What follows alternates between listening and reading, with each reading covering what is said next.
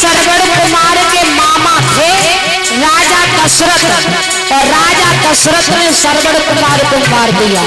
अब दूसरे मामा की तरफ आ जाते हैं। अरे मारी छिपना था पाया मेरा गजन सीता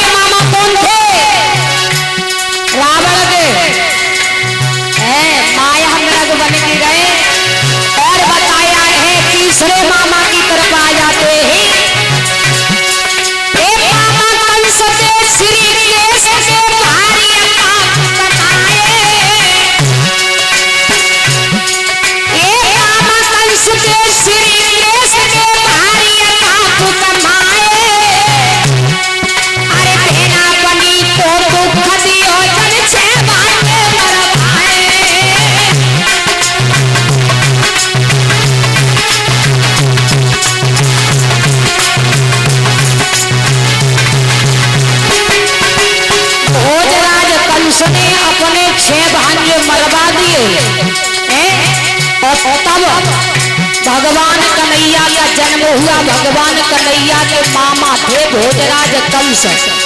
अब आ जाते हैं चौथे मामा की तरफ। अरे सगुनी मामा दुर्योधन को जब महाभारत रचवाया,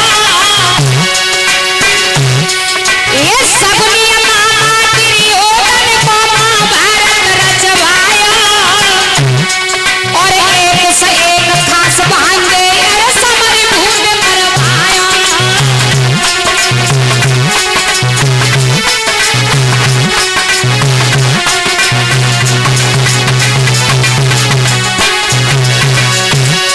और मेरे भक्तों, अरे मानव मामा अभिमन्यु के जन चक्रव्यूह रचवाया। क्यों बताया है पांचवें मामा की तरफ? भगवान कन्हैया अभिमन्यु के मामा थे, और क्या किया है भगवान कन्हैया ने? एक मानव मामा अभिमन्यु के जन चक्रव्यूह रचवाया, और अर्जुन को जो पार ले गए अभिमन्यु मरवाया।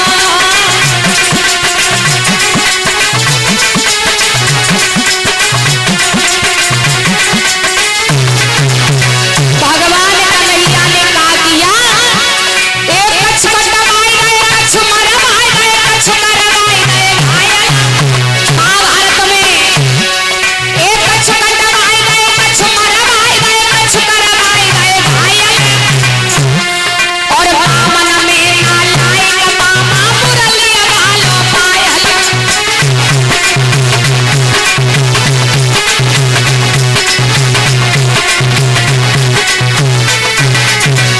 अब बताए भैया, ये तो है गए पुराण के मामा, ये तो है गए पुराण के मामा। कलयुग के मामा बताए थे, कलयुग के मामा कैसे होता है सुनो।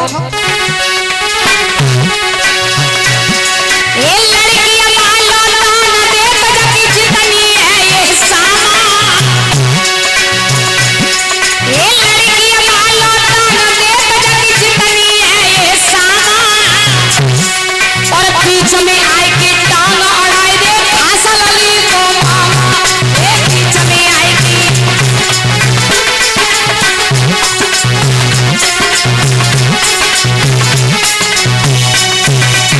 जा कलयुग में अगर बाप अपनी बिटिया की शादी कर रहे हो और दहेज में कच्छ दे रहे हो, तो थोड़ा बहुत कमी हो जाती है। तो मामा आए कि का कहते जो बिटिया को मामा, अरे जीजा तुम हमसे कह देते अगर तुम तो ना बनते तो हम बिटिया को देते, बीच में आए कि टांग जरूर लगा है।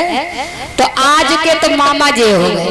तो कहने का मतलब ये है कि अगर मामा से बच के रहोगे तो कर खाए लोगे, अगर मामा की घर में चलने लगे, अगर सारे की घर में चलने लगे तो समझ लो कि घर को सत्यानाश है।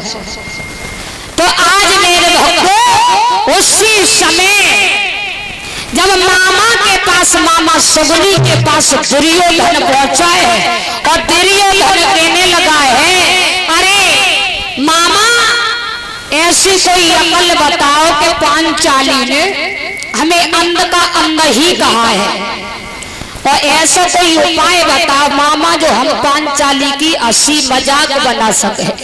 मामा सगुनी कहने लगे बस इतनी सी बात है, अरे बस इतनी सी बात, कोई बात ना, तुम्हें ऐसा करो पांडवों को बुला करके सार फांस का खेल खेलो, और अगर सार फांस का खेल खेलोगे तो मेरी चाल से यहाँ तक जुआ खेलो, यहाँ तक जुआ खेलो कि मेरी चाल से सारी संपत्ति पांडव हार जाएंगे और जितना राज्य पाट है वो आपका हो जाएगा। यहाँ तक हारोगे जहाँ तक मेरी चाल चलेगी कि यहाँ तक द्रौपदी का भी दाव लग जाएगा।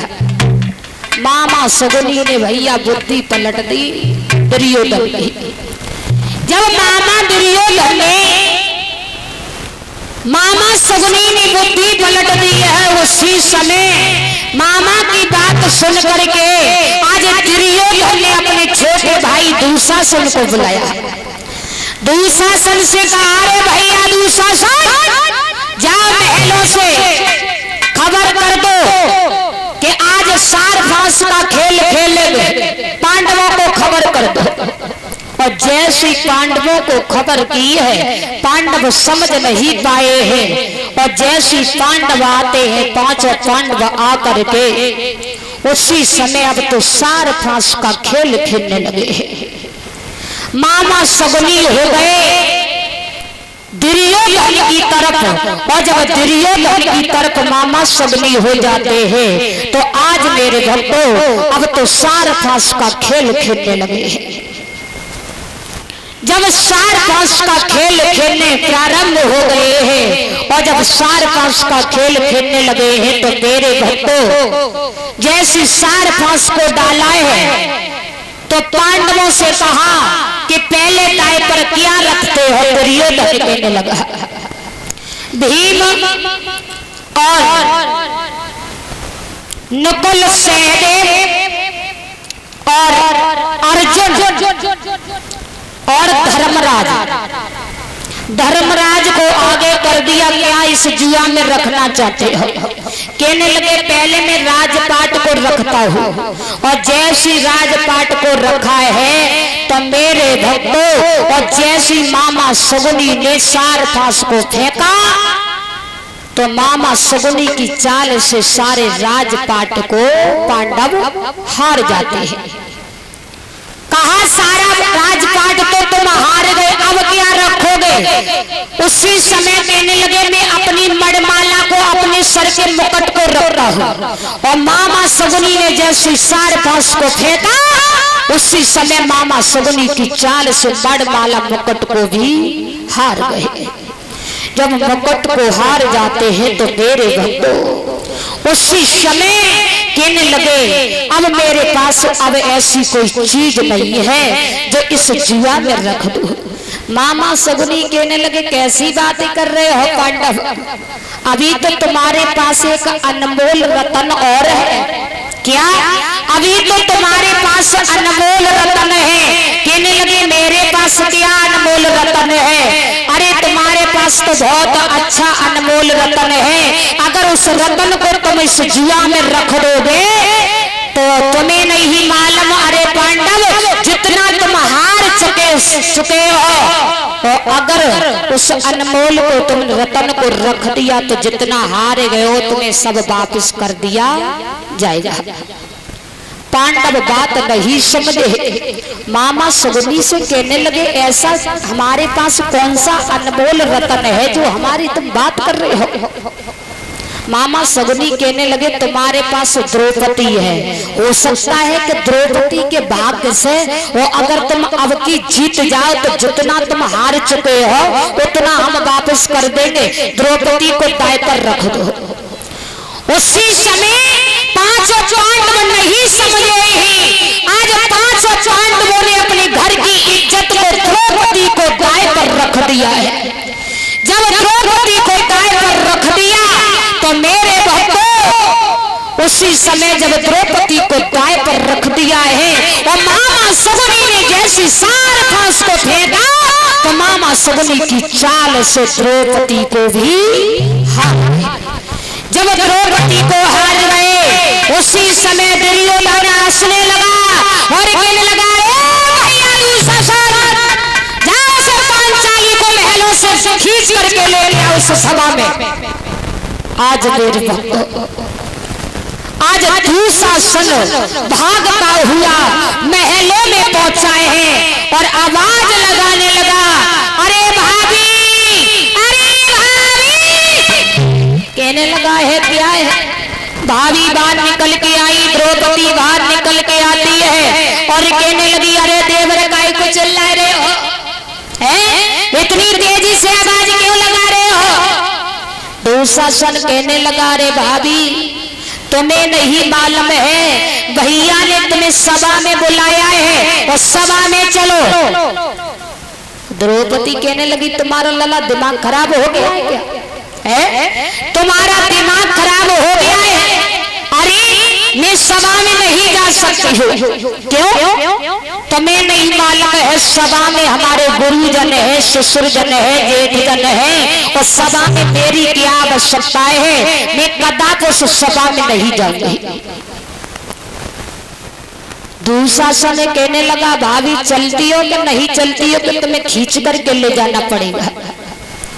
द्रौपदी कहने लगी आज क्या हो गया है तुम्हें बड़े शब्दों को ही नहीं देख रहे तो मैं क्या बोल रहा हूँ क्या नहीं बोल रहा हूँ, क्या हो गया है तुम्हें।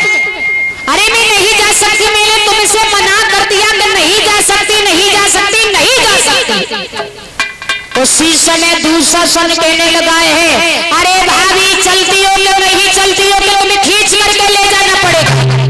उसी समय द्रौपदी के केस पकड़े हैं और द्रौपदी के केस पकड़ करके आज दुशासन घसीट करके ले जाने लगा है।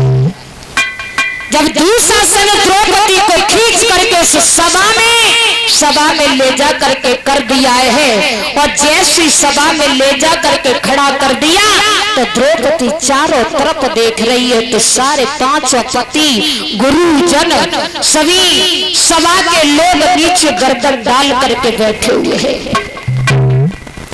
द्रौपदी कहने लगी अरे पांचों पांडव हमारे बैठे हुए, पांच पति बैठे हुए हैं, हमें सभा में क्यों बुलाया गया है। पांचों पति के नीचे गर्दन डाल करके बैठे हुए हैं, कोई जवाब नहीं आया है।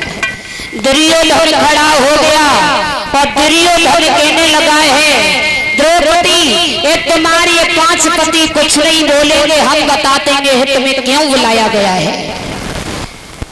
तुम्हारे पति इस जुआ में हार चुके हो और आज से तुम हमारी हो। दुर्योधन कहने लगा रे भैया दुशासन इसने मेरी मजाक बनाई थी, हंसी बनाई थी, मुझसे कहा था अंध के अंधे ही पैदा होते हैं, ऐसा करो इस द्रौपदी को नग्न करके मेरी जंगा पर बैठा दो।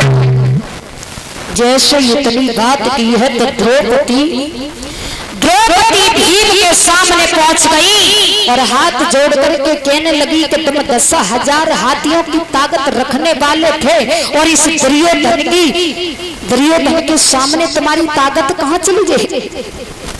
अरे दूसरे मर्द की क्या हिम्मत है कि दूसरी पराई स्त्री से इतने अपशब्द शब्द बोले। अरे तुम्हारी कहाँ चली गई ताकत। और उसी समय द्रौपदी रो करके क्या कहने लगी है